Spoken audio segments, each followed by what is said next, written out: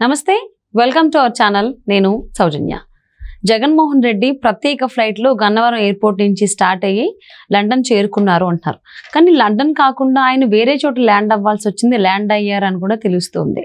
మరి లండన్ వెళ్తానని చెప్పేసి లండన్లో ల్యాండ్ అవ్వకుండా ఫ్లైట్ వేరే చోట ఎందుకు ల్యాండ్ అవ్వాల్సి వచ్చింది?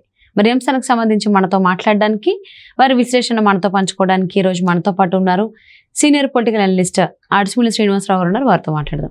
నమస్తే అండి. నమస్కారం అండి. జగన్మోహన్ రెడ్డి లండన్ వెళ్ళాలని చెప్పి పర్మిషన్ తీసుకున్నారు. ప్రత్యేక ఫ్లైట్లో, లగ్జరియస్ ఫ్లైట్లో ఆయన గన్నవరం ఎయిర్పోర్ట్ నుంచి స్టార్ట్ అయ్యి లండన్ చేరుకున్నారు అంటున్నారు. కానీ లండన్ వెళ్లకుండా వేరే చోటుకి వెళ్ళారు, వేరే చోట ల్యాండ్ అయింది ఫ్లైట్ అని చెప్పేసి అంటున్నారు. దీని గురించి ఏమంటారు మీరు? ఇప్పుడు జగన్మోహన్ రెడ్డి గారు ఆయన ఫ్లైట్ లండన్లో చక్కర్లు కొట్టింది, కానీ ల్యాండ్ అవ్వలేదు. వాళ్ళు పర్మిషన్ లేదేమో, మరి దిగటానికి ఉదయా నువ్వు దిగటానికి కుదరదు అన్నారేమో.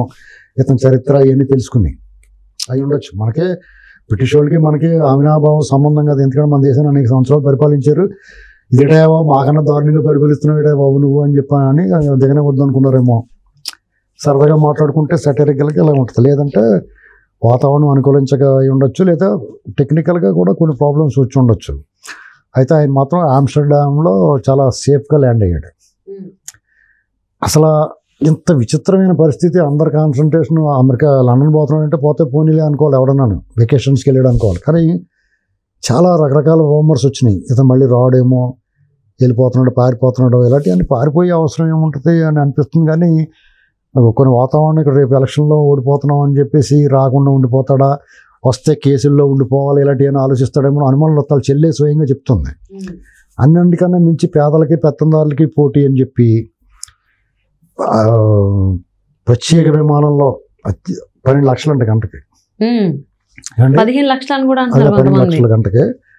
అసలు ప్రజాధనాన్ని ఇంత దారుణంగా దుర్వినియోగం చేస్తున్న వ్యక్తిని ఇతను ఏ రకంగా పేదవాడు అనేటువంటిది ఆలోచించుకోవాలి.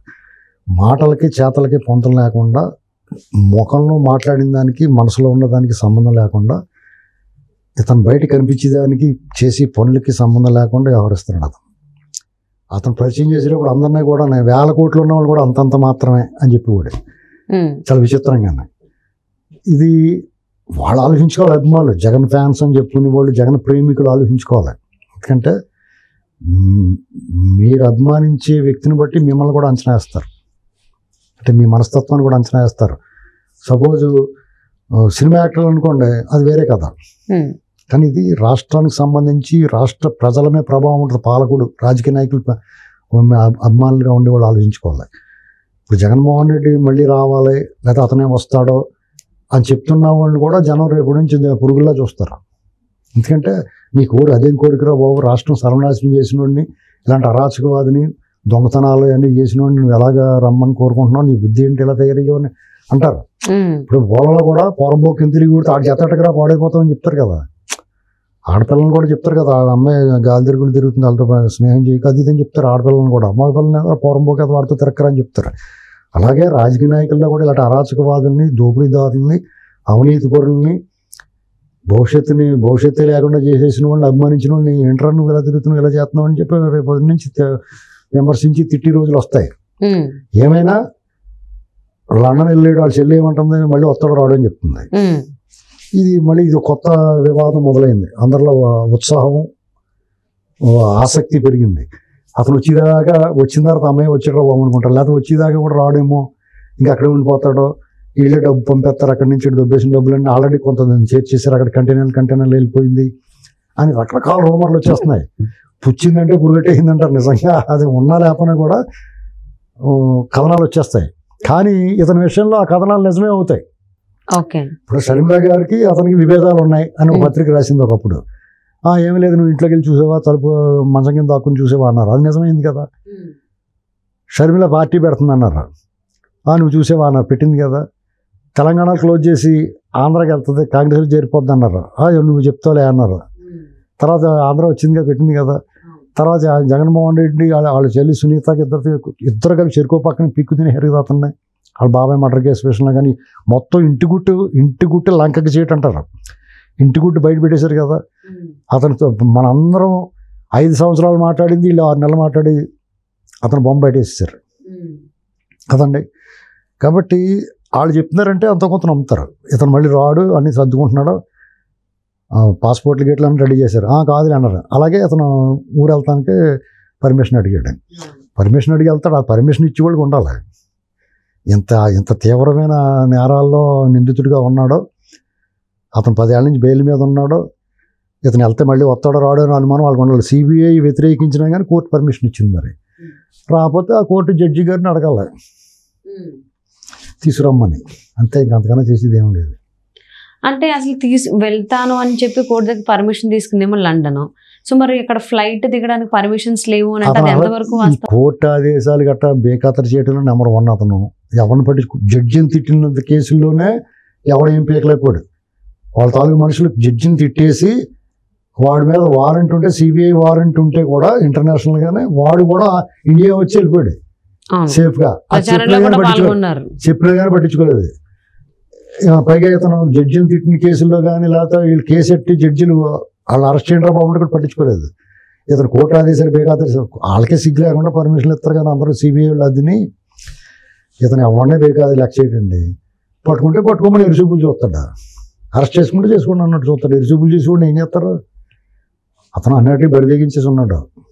ఆల్రెడీ వస్తే కొండ పోతే వెంటగా కింద అయిపోయాడండి అతను. ఎందుకంటే ఆల్రెడీ అధిక ముఖ్యమంత్రి కావాలనుకుంటే అయిపోయాడు. ఇంకేం కావాలి? ఇంత ఘోరాలు నేరాలు చేసినప్పుడు ముఖ్యమంత్రి అయిపోయింటే లైఫ్ టైం అచీవ్మెంట్ కదా. ఇంకా అతని జీవితం ఇంకేం సాధించాలి? ఇక్కడ సమస్య ఎవరికి వస్తుందంటే, ఇతను గుడ్డిగా నమ్మి ఇతను కూడా ఉండి ఈ ఆఫీసర్లు రెడ్లు అందరూ కూడా అతనికి బూట్లు లాగారు కదా, ఆ బ్యాచ్ అందరికి నష్టం. ఇప్పుడు అధికారులు ఐఏఎస్లో ఐపీఎస్లో వీళ్ళు కొంతమంది నాయకులు నోటుకొచ్చినట్టు మాట్లాడిన వాళ్ళు వీళ్ళందరికీ శిక్ష పడుతుంది. వీళ్ళందరినీ ఎవరు కాపాడుతాడో చూడాలి. అందరూ జైల్లోకి వెళ్తారు, ఎవరిని వదిలిపెట్టరు. ఎందుకంటే వాళ్ళు 2 జన్మలకి సరిపడగా శిక్ష పడద్దు వాళ్ళకి. అంతంత నేరాలు చేశారు వాళ్ళు. ఏ డిపార్ట్మెంట్కి అదినా అందులో 200 మంది దొరికేస్తారు. ఓవరాల్గా 2-3 వేల మంది రాజకీయ నాయకులు కానీ అధికారులు కానీ దేశం అన్న విడుదల పారిపోవాలా లేదా జైల్లో అన్న కూర్చుంటారు. ఇది ఖాయం. సో మరి జగన్మోహన్ రెడ్డి పర్మిషన్స్ అయితే తీసుకున్నారు కదా లండన్ వెళ్ళడానికి, మరి అక్కడ ఫ్లైట్ ల్యాండ్ అవ్వడానికి అక్కడ పర్మిషన్స్ ముందే తీసుకోవాలని చెప్పి తెలియదు వాళ్ళకి? టెక్నికల్గా ఉండదండి, ఇప్పుడు సాంకేతికంగా కొంత ప్రాబ్లమ్స్ వస్తాయి ఒకసారి. అలాగే అంతేనా? లేకపోతే నెదర్లాండ్స్ అక్కడ ఆమ్స్టర్డామ్ వెళ్ళాలని ముందే అనుకుని బట్ పేరుకి మాత్రం లండన్ అని చెప్పి చెప్తున్నారా? వ్యవహారంలో ఏదైనా సాధ్యమే అండి. వీళ్ళు చెప్పేదోటి చేసేదోటి చేస్తారు. వీళ్ళని ఏమీ పూర్తిగా నమ్మటం లేదు. వీళ్ళు ఏం చెప్పినా అబద్ధమే. నోరు తెరిస్తే అబద్ధం ఆడతారు.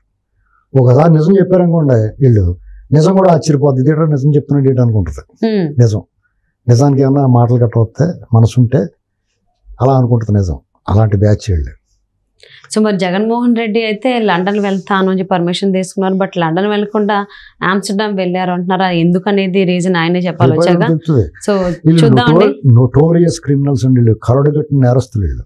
సో మరి చూద్దాం మరి ఎందుకు ఆమ్స్టర్డామ్ వెళ్లాల్సి వచ్చింది అనేది రీజన్ అని ఏం చెప్తారనేది. Thank you so much Srinivas గారు.